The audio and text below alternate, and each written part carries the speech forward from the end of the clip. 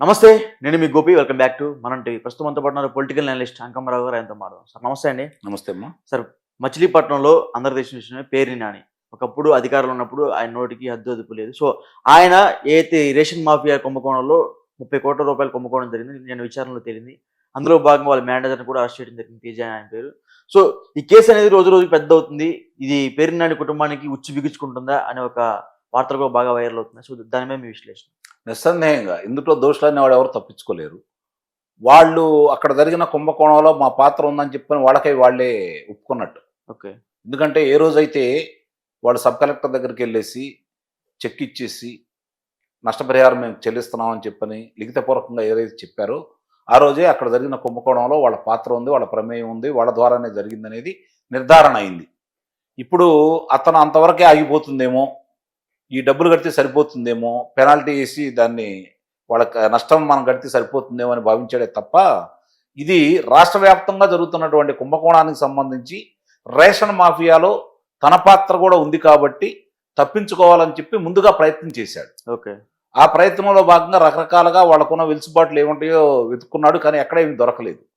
చివరగా అంతిమంగా చంద్రబాబు నాయుడు గారిని మంచివాడిగా చిత్రీకరిస్తూ స్థానిక మంత్రి గారు శాసనసభ్యుడైనటువంటి కొల్లు రవీంద్ర గారిని ప్రతినాయకుడిగా చిత్రీకరిస్తూ చంద్రబాబు నాయుడు గారు వాళ్ళని మందలించాడు. ఆడవాళ్ళ మీద మీ ప్రతాపం అని చెప్పి చెప్పాడు. ఈ విధంగా ఒక రకమైనటువంటి మైండ్ గేమ్ ఆడాడు అనేది మాత్రం వాస్తవం. అంటే చంద్రబాబు గారిని బాగా పొగట్టం పొగిడితే కేసు కొట్టేస్తారు.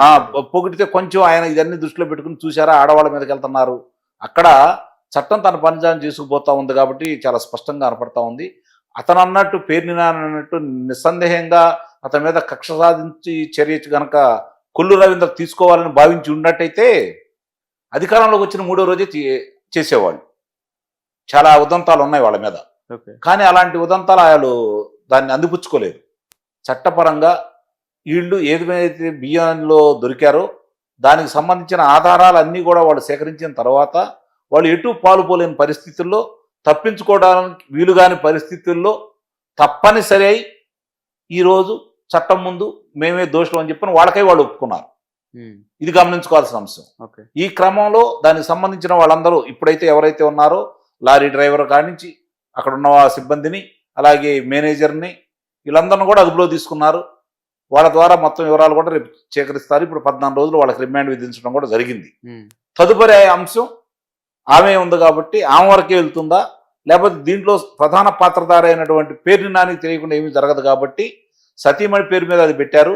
ఆడవాళ్ళని అడ్డం పెట్టుకున్నాడనే అభియోగం కూడా మన కళ్ళ ముందు కనపడతానే ఉంది కాబట్టి ఇంతవరకే ఆగిపోతుందా, పేర్ని నాని దగ్గరికి వాళ్ళ కుమారుడి దగ్గర కూడా వెళ్తుందంటే నిస్సందేహంగా వాళ్ళ వైపు కూడా వేళ్ళు చూపిస్తున్నాయి అనేది జగమెరిగిన సత్యం. అంటే ఇదంతా నడిపించింది పేర్ని నాని వాళ్ళ కొడుకు అని చెప్తున్నారు. దానికి ఏమంటారు? ఎవరన్నా సరే, ఇప్పుడు ఆ పేర్ని నాని అయినా కొడుకైనా సరే, పేర్ని నాని కొడుకు ఎలా సాధిస్తాడు?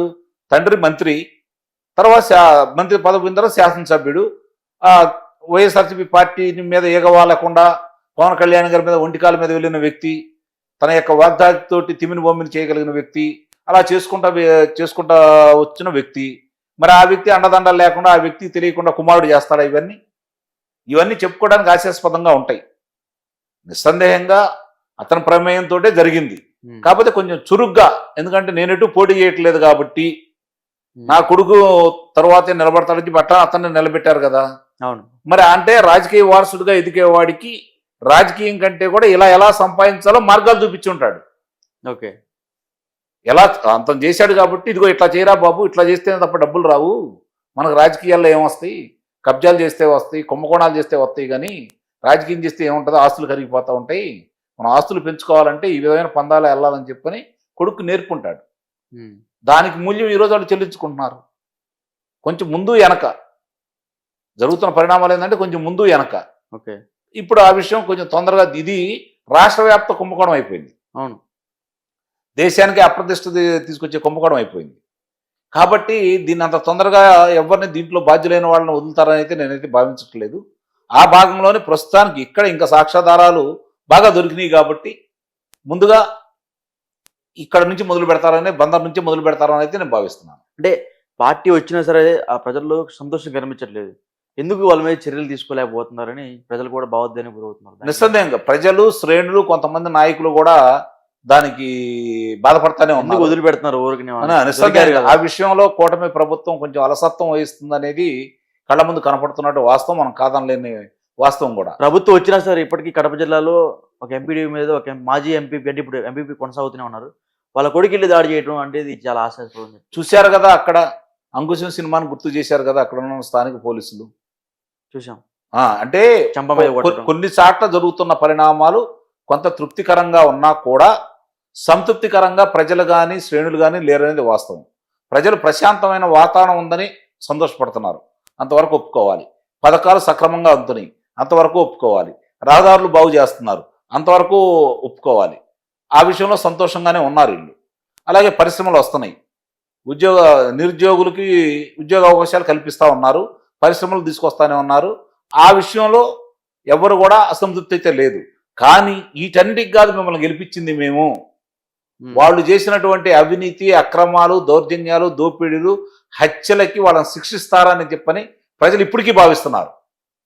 వీళ్ళు రేపు పొద్దున 20 లక్షల మందికి ఉద్యోగాలు తీసుకొచ్చినా వీళ్ళ కనుక ఇట్లానే వదిలేస్తే తృప్తికరంగా ఉండరు వాళ్ళు.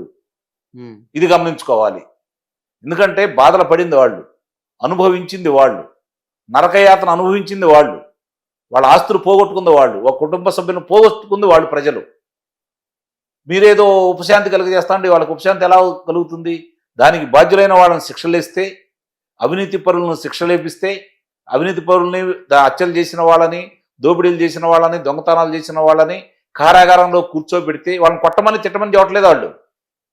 ఇప్పటికీ కొంతమంది ఆ అవినీతి చేసిన వాళ్ళు నాయకులు పార్టీలు మారుతా ఉన్నారు, కూటమిలోకి వస్తూ ఉన్నారు.